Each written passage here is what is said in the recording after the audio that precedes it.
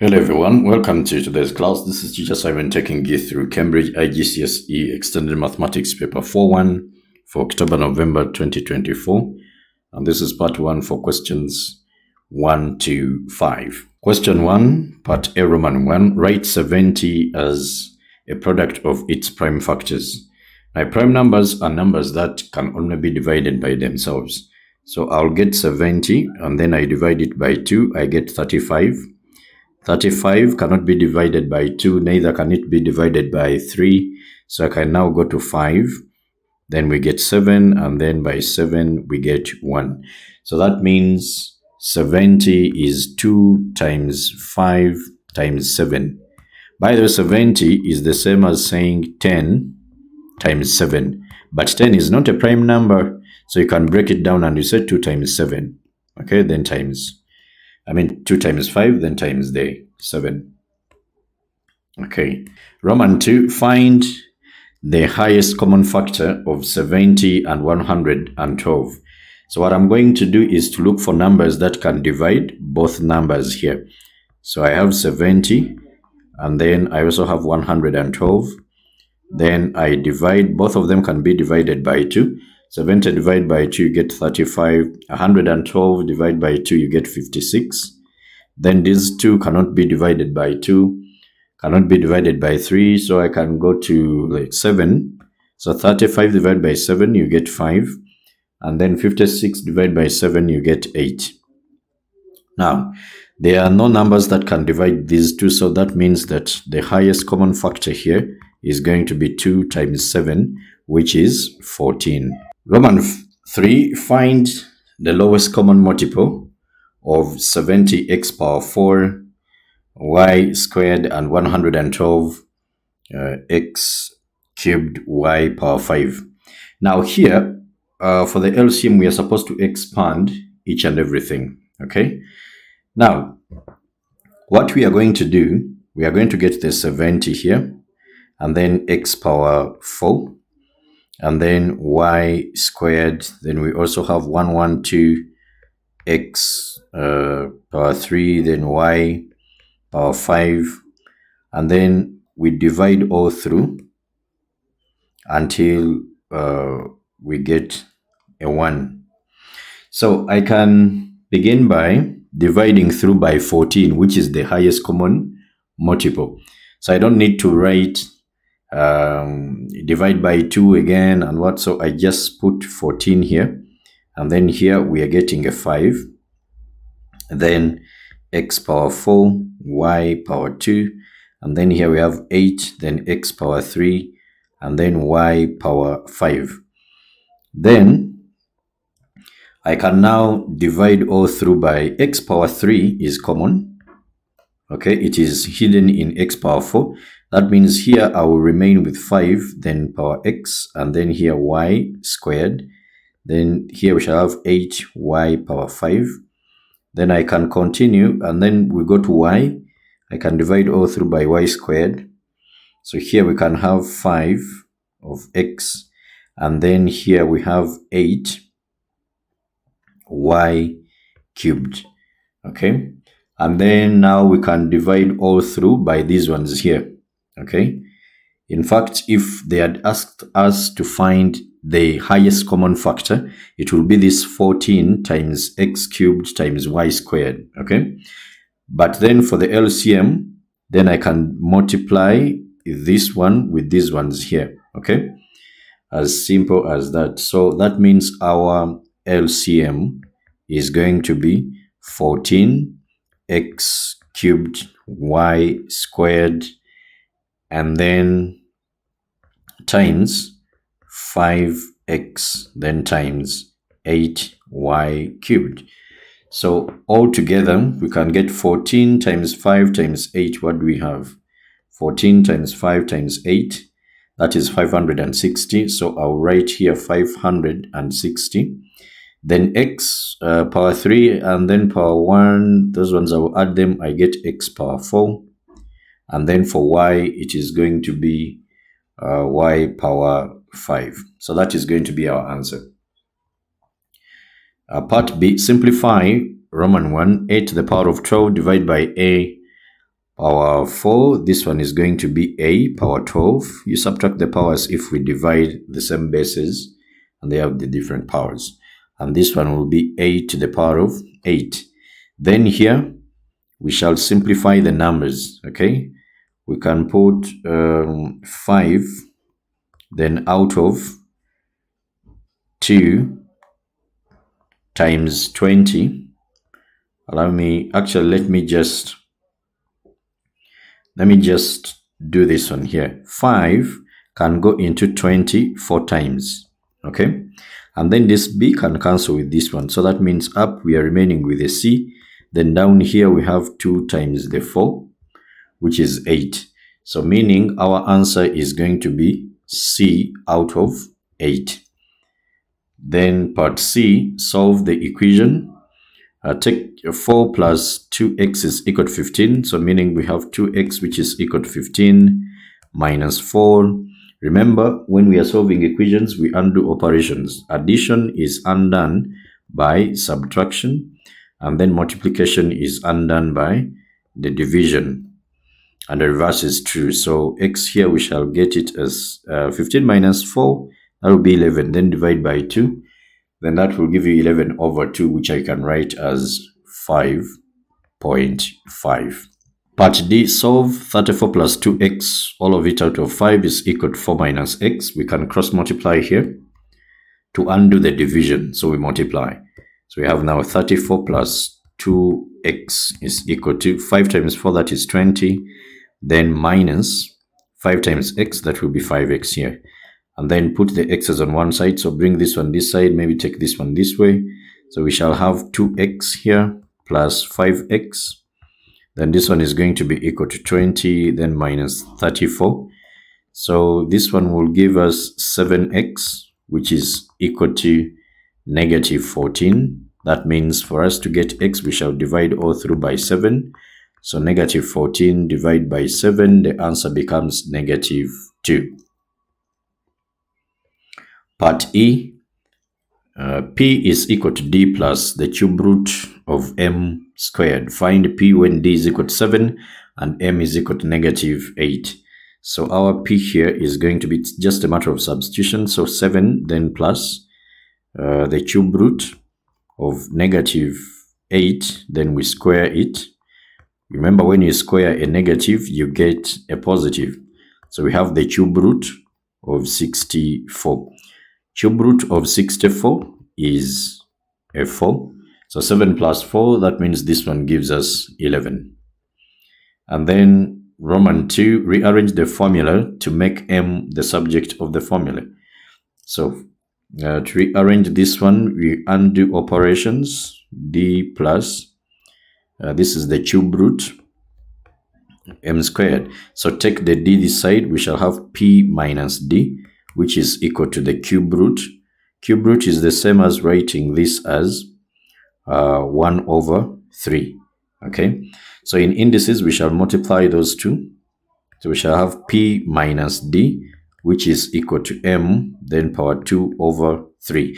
Now, if you have something like, let's say, x squared, which is equal to like 4, for you to get x, you always said find the square root. So you put the square root, you put the square root.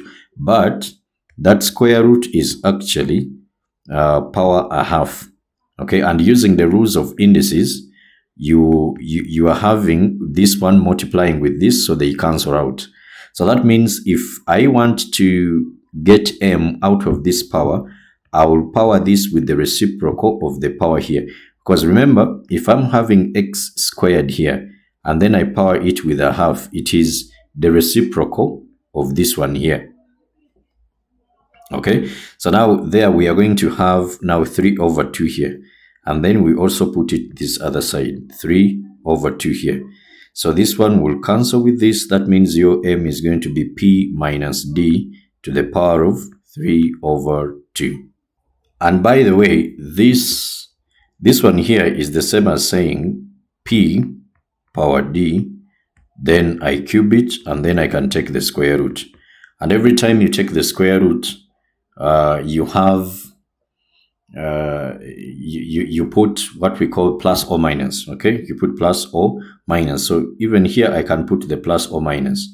I can actually write my m as the square root of p minus d, then cubed, and I put plus or minus. Okay, so even this one is okay. Question 2, it is coming from transformations. On the grid, draw the image, part A, Roman 1. On the grid, draw the image of triangle A after a reflection in the line x is equal to 1. Now, for the reflection, you should know that the object and the image must be equidistant from the mirror line. So you need to draw that line, x is equal to 1, which is this one here. So we can draw that line there, and let me try to shift it well there, and then let me actually make it dotted such that it's different from others that I'm going to draw here. Now, these points here are already on the line, so those ones we leave them. Now this point here, 1, 2, 3, 4, I also count 1, 2, 3, 4 this side. Okay, 1, 2, 3, 4, it has to be here. And then I can connect those points there, have this here, then this one here. That one is going to be my A, Roman 1. A, Roman 1. Okay, then Roman 2, the image of triangle A after an enlargement by scale factor a half with the center 5, 1. So look for the center 5, 1. Okay, 5, 1 is here. And then we are going to draw lines all through. Join points, join this center of rotation, of enlargement, to the points here on this line. Okay, let me use now another color for that such that they are distinct. I can use red here. So connect the object points to the center of enlargement. Just draw a line all through. Okay, just draw a line all through. And then you also do it here. Okay, you also do it there, then another one is here, just like that. And then still I can make them dotted.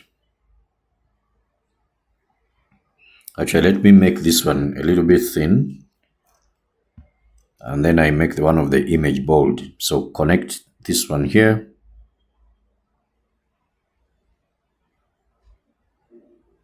we have that, then this one here, then this one here, like that, all through the center. Then I can even extend this one here, just like that, then this one also there. Now they said the scale factor of enlargement is a half, and it is positive. So if it is positive, that means the object and the image are on the same side of the center of enlargement. So we get the distances. These vertices are from the center of enlargement. So this point here is 1, 2, 3, 4 units from the center of enlargement. Now times a half, that one will give us 2. That means from the center of enlargement, we are going to move 2 units. So this one will be here. And then this one here is passing through the diagonals. Okay, it is passing through the diagonals. So we count now 1, 2, 3, 4. This one is 4 units from this. Now times a half, then we shall get 1, 2. Okay, so we shall get 2. So I will count 1, 2, and then I put it here. And then this other one, it is passing through the corner point here. So it is a diagonal in 2 boxes. So this is 1. I take this as my one. This is the second one, the third, the fourth, like that. So this one here is now 2 units. So times a half, you will get 1. So we have to put it here. That means our answer is now going to be this one here. So when we connect these points here, we are going to have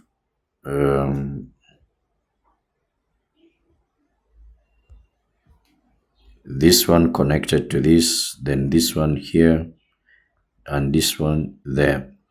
So that is where we shall have our image, and that is A Roman 2. This is A Roman 2. And then part B, describe fully the single transformation that maps triangle A onto triangle B. Triangle A onto triangle B. So when you look at these two, it is actually enlargement. I mean rotation. So if it is rotation, by the way, you have to look at the number of marks which are allocated. So if you see that the number of marks are 3, then you think about rotation and enlargement. If it is rotation, you have to tell us that it is rotation. Then tell us the angle and the direction of rotation. Is it 90 degrees clockwise and clockwise? And then the center of rotation. If it is enlargement, tell us it is enlargement. Then what is the scale factor of enlargement? And then what is now the center of enlargement? Those are the 3 marks. Okay. Now here we are going to, it is rotation. So if it is rotation, you write it there, rotation. It is rotation through which angle?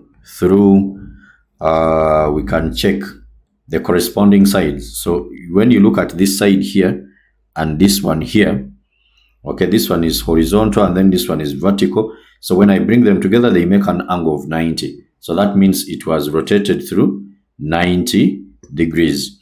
So I'm going to write this is rotation through 90 degrees. But then you have to tell us, is it clockwise or anti-clockwise? Okay, so this one is actually like this. Sorry, this one is actually like this. Okay, because this longest side, you can see now it is standing just like that. So that was clockwise. Okay, this was clockwise.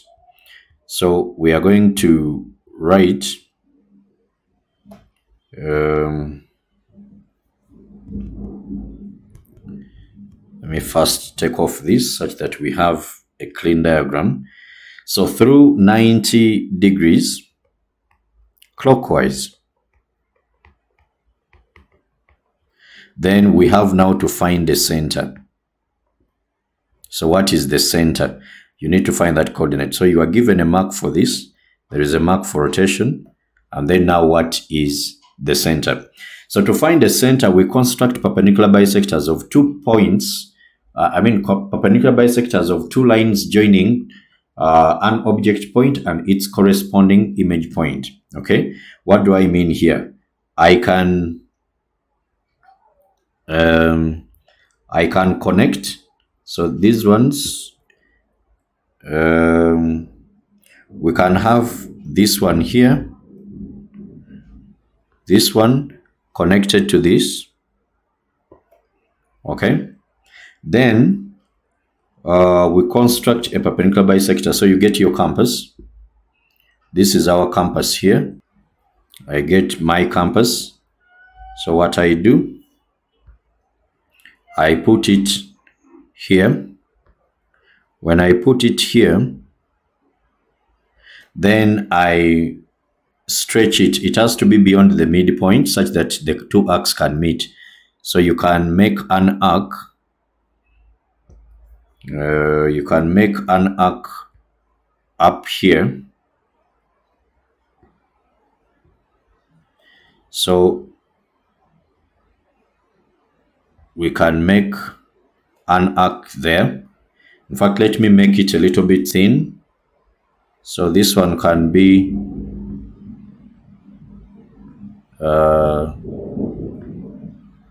there. And then I also come this other side without tampering with the compass. I make that arc there.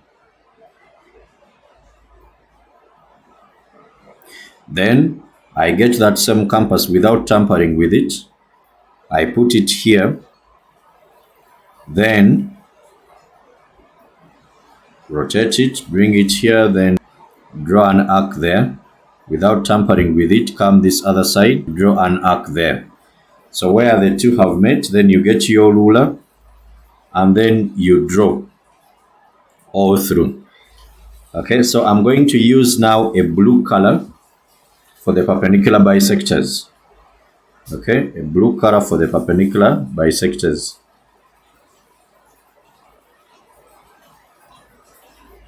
Okay, like that. And then I also do the same for another point. Okay, another point, I can now put this one here and this. Then I also bring my compass. By the way, let me make these ones dotted so that they don't interfere with our perpendicular bisectors. Let me make them dotted like that. Then you get your compass. You put it now here. Make sure that it doesn't, it has to pass through the midpoint. So it is beyond the midpoint. Then the same thing you did. Let me try to make it. In fact, let me change the color now to yellow so that this one is different from the other. And then we are going to have this one here. So you draw an arc.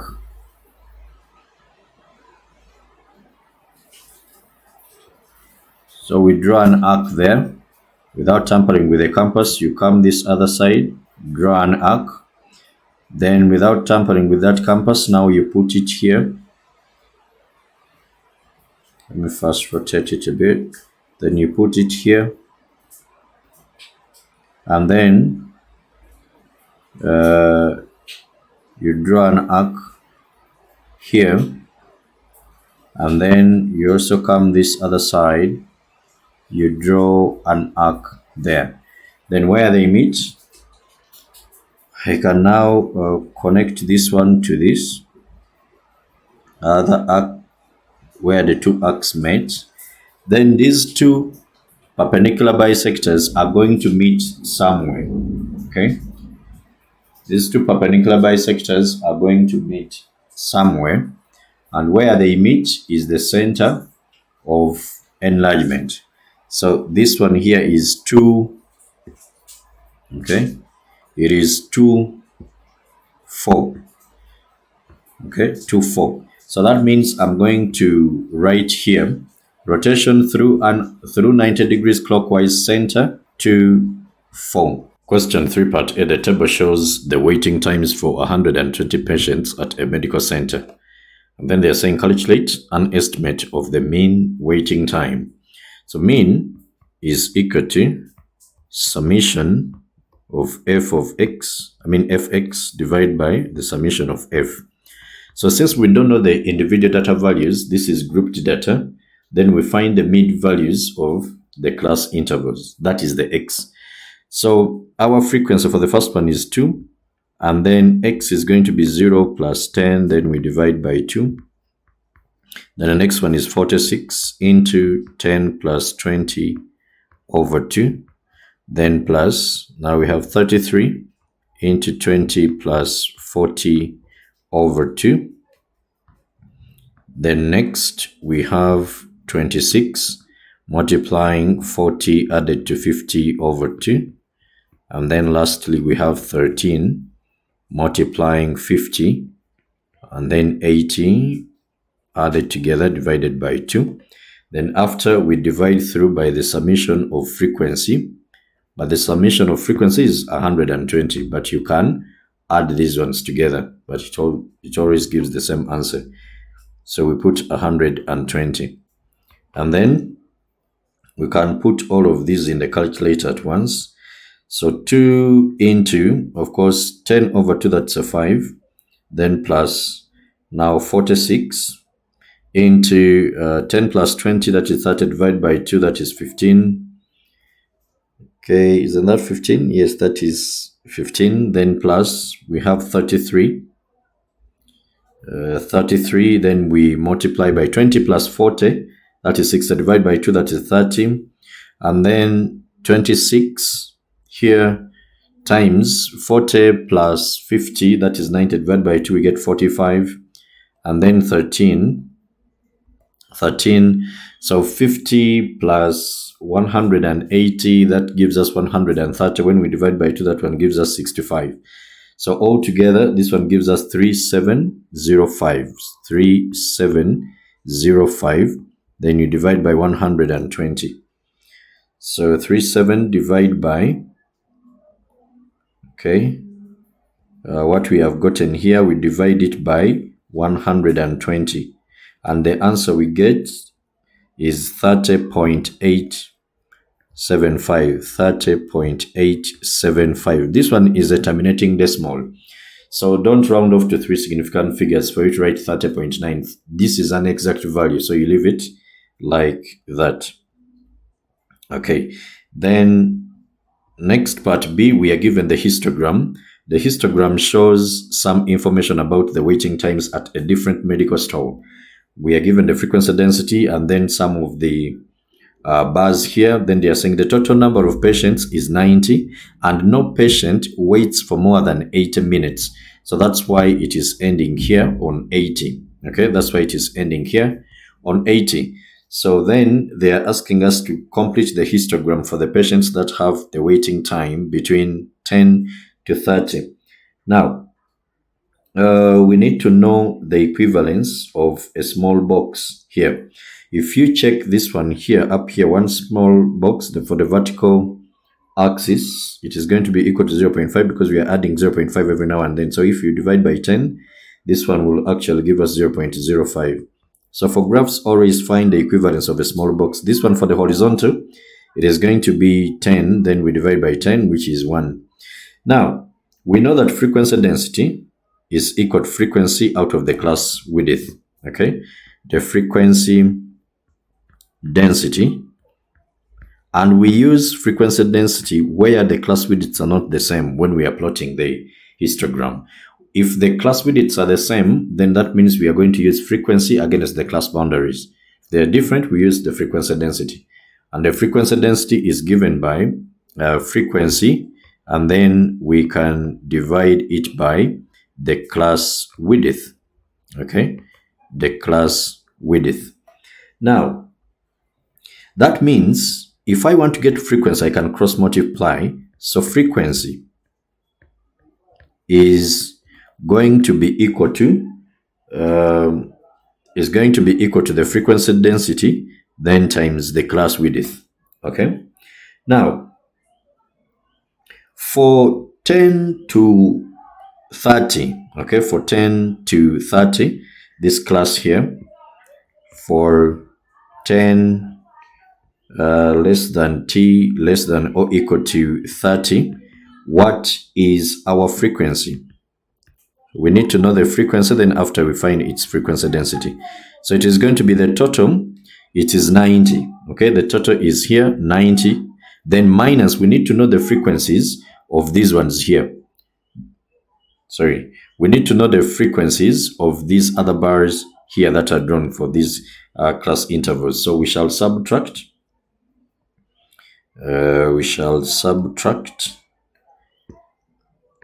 Now the frequency for the first one, remember frequency is frequency density times the class width. So for this one here, it is 10 here. The class width is 10. So we can get the 10 here, then times the frequency density here. This is 1.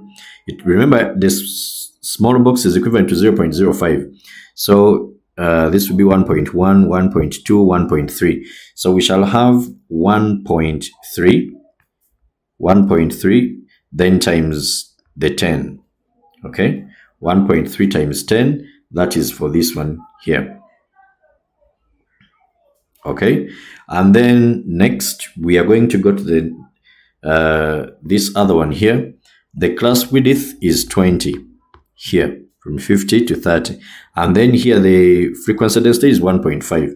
So we shall have plus then 20 times 1.5, and then for this other one, the class width is 30 from 50 to 80, that is 30. And then this one here, remember we are counting two small boxes to give us a 0.1. So 0.1, 0.2, 0.3, 0.4. So we have 30 times 0.4. So we shall get 90, then minus. Here we shall get 13, then plus this will be 30, and then this other one is going to be 12. So the frequency here is going to actually be, we can get our calculator and we say this is 90 minus 13 plus 30 plus 12. That one gives us 35. So this is 35. So that means the frequency density is going to be that 35, then divide by the class width. The class width from here to here is actually 20. So divide by 20. Okay. And that one gives us 35 divided by 20. That one gives us 1.75. 1.75. Remember, the small box is equivalent to 0.05. So I go to this one here and I look for 1.7. So this is 1.5, 6, then 7, of course, 0.5. 7.5 will now be here. Then I get my ruler. Please use a ruler. Connect this one here, and then connect this other one here, and then you finish this one just like that. So that is going to be our graph there. Question 4a. Enzo, Rashid, and Blessy each swim as many lengths of a swimming pool as they can in 15 minutes. The results are shown in the table. They are given here. Then Roman 1, they are saying that find the number of lengths Enzo swims as a percentage of the total number of lengths all the three people swim. So the percentage here is going to be, I get the number of lengths that Enzo swims, that is 11.25. Then I divide by the total. So 11.25, then plus 18.75, then I also add 20. Then after I multiply the whole of this by 100. Okay. Then you just get your calculator and you put all of that there. So we have 11.25. Then down here we have 11.25 plus 18.75 plus 20. And then here you say times 100.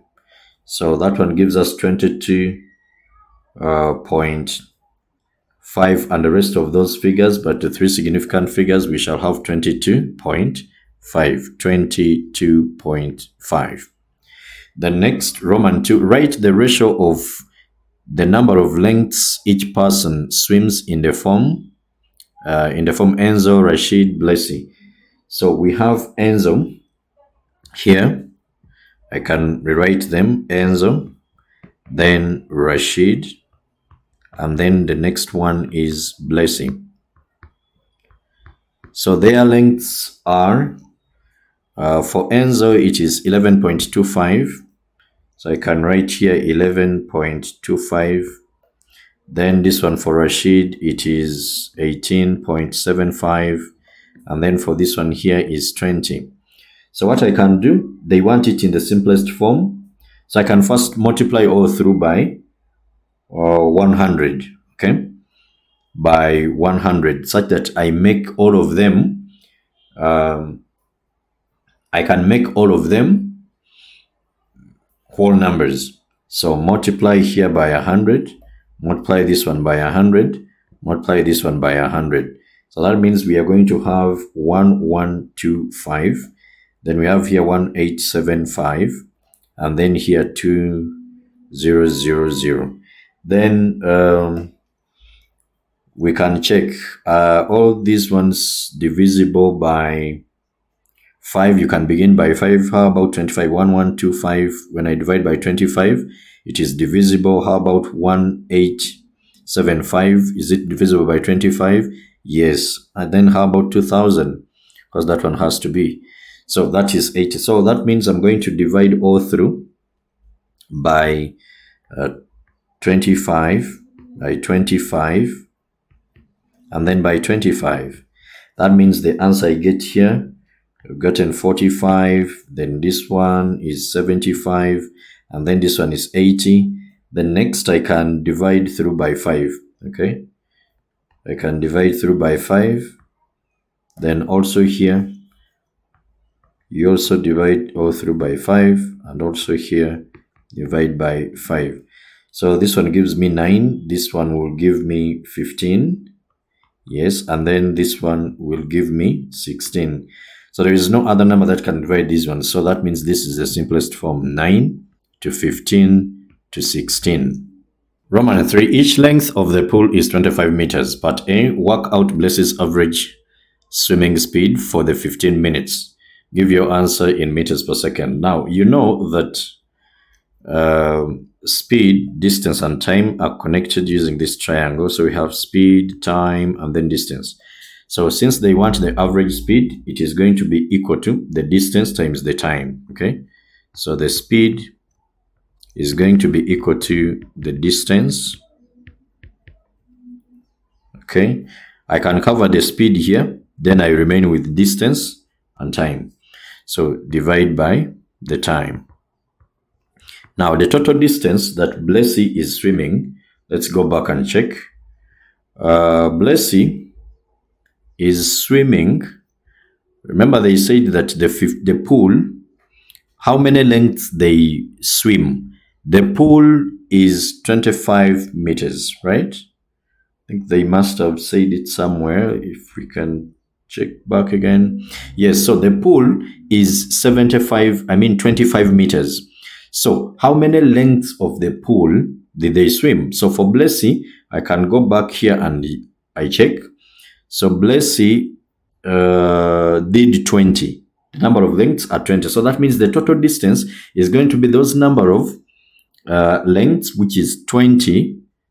Okay, 20. Then times the length of the pool, which is 25. Then over the time taken. Remember, they are saying for 15 minutes. Okay, for 15 minutes. So 15 minutes, then we have to convert it to seconds. Okay, so we shall have 15, and each minute is equivalent to 60 seconds. Okay, and then we can simplify all of this. Can put this one in the calculator. We shall have 20 times 25, then out of 15 times 60. So that is 5 over 9. Okay, 5 over 9. So I can just write my answer as 5 over 9, or you can write it in decimals, okay, to 3 significant figures. Then part B, they are saying that Rashid continues to swim at the same rate. Calculate the time it takes Rashid to swim a total distance of 5 kilometers. Give your answer in hours and minutes. Okay, so Rashid's speed, just like we have calculated for Blessy, I can begin with that one. Rashid's speed continues at the same rate. Rashid's speed is going to be Rashid. How many lengths did he swim? 18.75. So 18.75. This is 18.75. Then times 25, because the length of the pool is 25. Then divide by, because 15. So they do that in 15 minutes, but times 60. Okay. Then this one is going to give us 48. Let's check here. We have, I can change this 20 to 18.75. This one gives us 25 over 48 meters per second. 25 over 48 meters per second. Then they are saying that calculate the time it takes Rashid to swim a total distance of 5 kilometers. Now time is equal to Remember our triangle there. Time is going to be equal to distance over speed. The distance over speed. So what is the distance? The distance 5 kilometers is the same as 5,000. Okay. Then divide by the speed, which is 25 over 48. So that means we can have something here like this. The time that Rashid is going to take is going to be 5,000. Okay. 5,000 then times 48 over 25. So what does this one give us? So I will actually say 5,000, then divide by the answer. So it gives us 9600. 9600. These are seconds. So we need to convert these to hours.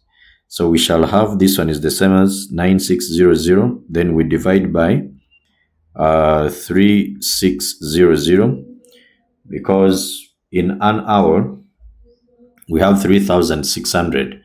So 1 minute has 60 seconds, and then in a minute, in an hour we have 60 minutes, so 60 times 60. And then so if we get this one here, we divide by 3600, then we get 8 over 3. Okay, this one here is 8 over 3. These are hours. So 8 out of 3 is the same as 2.6 recording. So those are already 2 hours. So I'll write 2.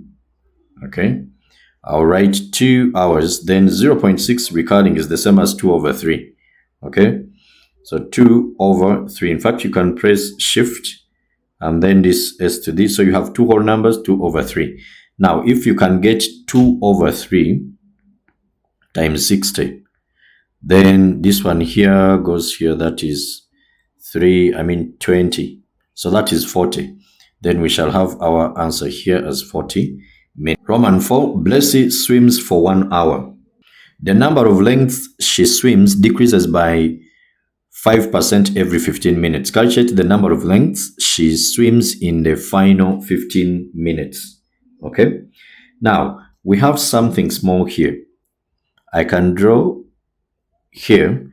We have 0, then 15 minutes, then 30, then 45, and then 60.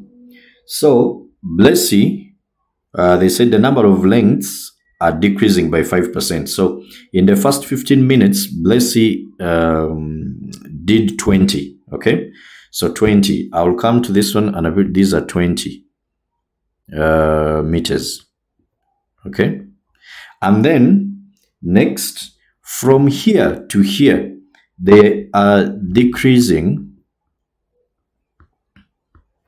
by 5% from here to here. Now, that means that the length, I can actually generate something here just like we use for compound interest. L is equal to L naught, then into, since it is decrement, so I'll put a minus, then R over 100, then to the power of t. So the first one was 20 here. Then now it began to decrease. So 1 minus 5 over 10, 100, and then power. So we are now having, how many 15 minutes do we have to the top of the hour? We have 1, 2, 3. Okay, so we shall put to the power of 3. So this will be 20, then times, this will be 0.95, then to the power of 3. Then you put this one in the calculator. It is 20 times 0.95 to the power of 3. And that one gives us 17.1475. It is a terminating decimal, so I just write the whole of it, 17.1475. The next, part B, another swimmer, Adam, swims 450 meters correct to the nearest 25 meters. Okay, then this takes 10 minutes correct to the nearest minute. That is what we call bounds. Okay, so calculate the minimum distance. You know that distance is equal to speed times time. Distance is equal to speed times the time. So if I need minimum, they said the minimum distance, the minimum of this distance is going to be the speed minimum, the minimum of the speed, then times the minimum of the time. Okay. Now we need to find the error bounds. So error bound for the distance is 400, is 25. You divide that by 2. So you get 12.5. And then the error bound they gave for time, error bound is going to be equal to 10 to the nearest minute. So it is 1/2, which is 0.5. Now, we need to find the minimum rate, okay? The minimum rate, which is going to be the distance. So the minimum rate will come from the smallest distance, okay, they have done. That is minimum of it. And then you divide by the time. Of course, now the time has to be maximum, okay?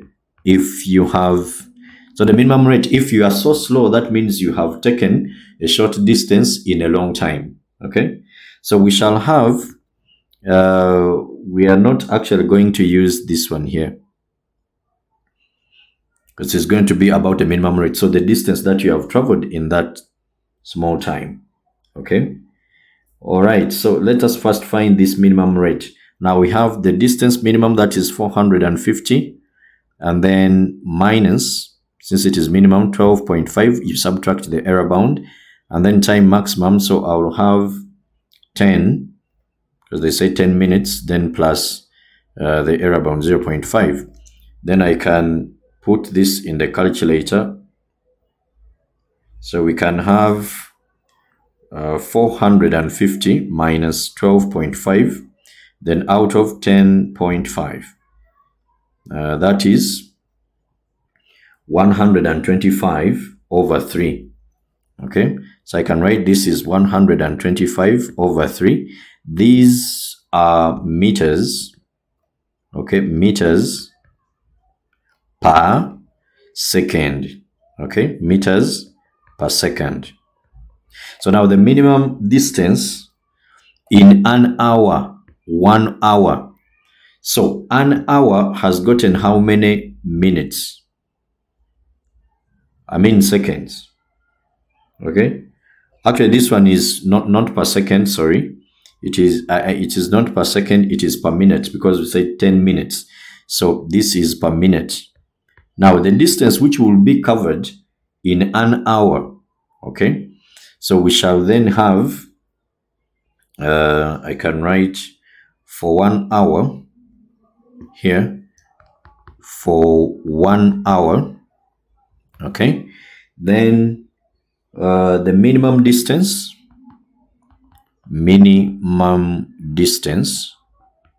shall be equal to this one we have gotten, 125/3, then times the 60, okay, because this is per minute. So for 60 minutes, what is it going to be? Of course, this one here goes here 20 times 125 times 2, you get 250, and then we add in the 0, so it will be 2500. Number 5, it is coming from probability. A box contains 3 blue pens and 5 red pens. Mia picks a pen from the box at random. Find the probability that she picks a red pen. So we are going to see how many red pens are there. There are 5. And then the total is 8. So it will be 5/8. As simple as that. Then next, Mia puts the pen back into the box. She then picks a pen at random and replaces it. She then picks a second pen at random. Okay, complete the diagram. So this is picking with replacement. That means the probabilities are going to be all throughout constant. So the probability of picking the blue, remember for blue there are 3. So 3 out of 8. We shall have here 3 out of 8. And then this one will be 5 over 8. 3 out of 8, 5 over 8, 3 out of 8, 5 over 8. You are picking something and then you are putting it back. That means they remain the same. Okay, so the next time you are picking it, the probability is still the same. You see? So all probabilities remain constant since the pens are replaced. All right, then next find the probability that Mia picks 2 pens that have the same color. So for probability of the same color, if you are picking pens of the same color, you can pick only blue. So you can pick blue first and then blue next. Or you can pick red and then again red. It all means addition. So probability of picking the blue first is 3 over 8. Again, it is 3 over 8. And then plus this one is 5 over 8 times 5 over 8. 3 times 3, that is 9. 8 times 8, that is 64. 5 times 5, that is 25 over 64. Then when we add the 2, we shall get 9 times 25, that will be 34. Then out of 64. So if we can divide all through by 2, then we can get 17 out of 32 out of 32. You can even leave it as 34 over 64. But see, Mia now picks 3 of the 8 pens in the box at random without replacement. Find the probability that she picks 2 blue pens and 1 red pen. 2 blue pens and 1 red pen. I can draw a tree diagram here. So we can have blue, red, then again blue, red, then again blue, red. Then here we can have blue, red, again here blue, red, and then blue, red, then blue, red. Now, the probability of picking blue at first is 3 over 8. Then this one is 5 over 8. Now I can first fill these ones here. So since it is picking without replacement, the numbers are going to keep on reducing by 1. So since I picked red at first, that means I'm remaining with 4. Then out of 7, even the total reduced by 1. Then here it will now be 3, then over 6. Now 1 minus 3 over 6, you get 3 over 6 here. 1 minus 4 over 7, you will get 3 over 7 here. You see? Now, you have picked a blue here, then it reduces by 1. So that means the next time you pick a blue, the probability of picking a blue there is going to be 2, then over the total also has to reduce. Then this one will be 4 over 6. Then when we come to this other side, it is 2 over 7, then 1 over 6. That means this is 5 over 6. This is 5 over 7. Remember, when you add the probabilities on those branches, you get 1, okay? So already we have picked now red here.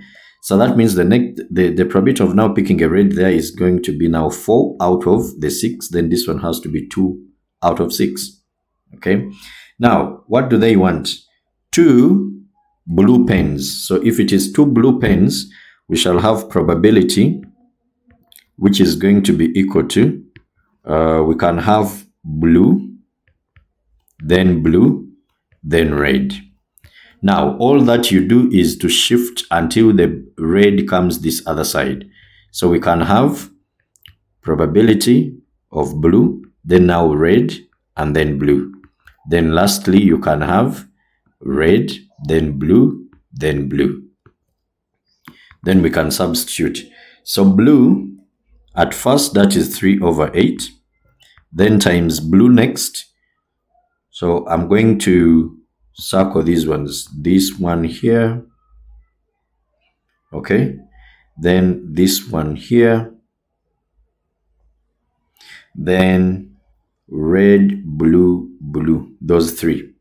So 3 over 8, then times 2 over 7. then times 5 over 6. The next one is going to be 3 over 8 times 5 over 7, then times 2 over 6. And then lastly, we shall have 5 over 8 times 3 over 7, then times 2 over 6. And then here we have 3 times 2, that is 6 times 5, 30 over. Then how about 8 times 7 times 6? That one is 336. So 336. Then here 3 times 5, that is 15 times 2, 30 over 336. And then lastly, it is also the same, 30 over 336. And then this one gives us 90 out of 336. If you want, you can simplify it. You just say 90 out of 336, and it gives you 15 over 56. But even if you leave it as 90 out of 336, you still get the same answer. Okay, so thank you so much for watching. This has been it for this first part of the paper. May God bless you. Please like, share, and subscribe if you find the content very helpful to you.